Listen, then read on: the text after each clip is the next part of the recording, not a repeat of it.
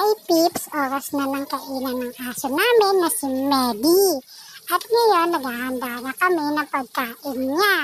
Eto, nagluluto na kami ng kamote at nilalaga namin ito. Tapos nilalagay sa kainan niya.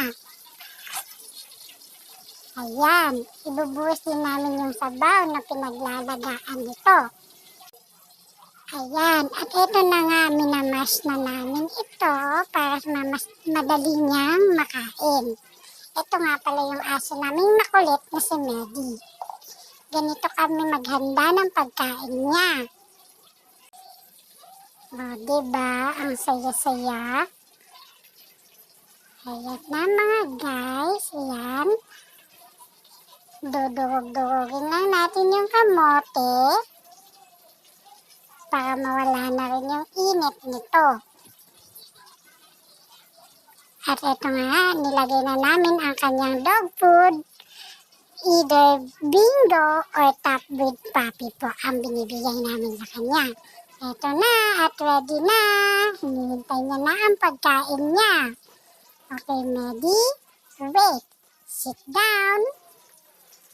Ayan, nakikinig naman po siya. Ito na po. Okay, wait, Medi, wait. Ayan, hinihintay niya muna yung signal ko. Okay, go. Ayan, yun na. Kumakain na siya.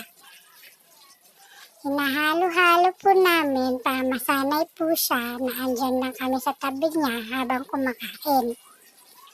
Ayan, halo lang po ng halo para mawala din po yung init.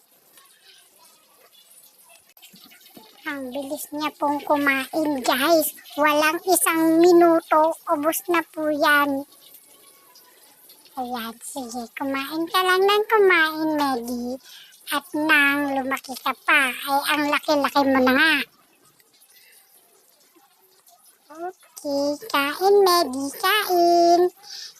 Tingnan nyo, guys. Mamaya, sisimutin niya pa yan.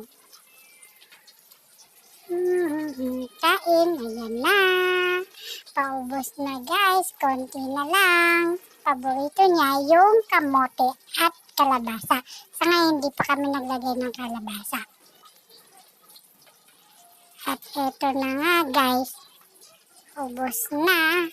Wala pang 1 minuto.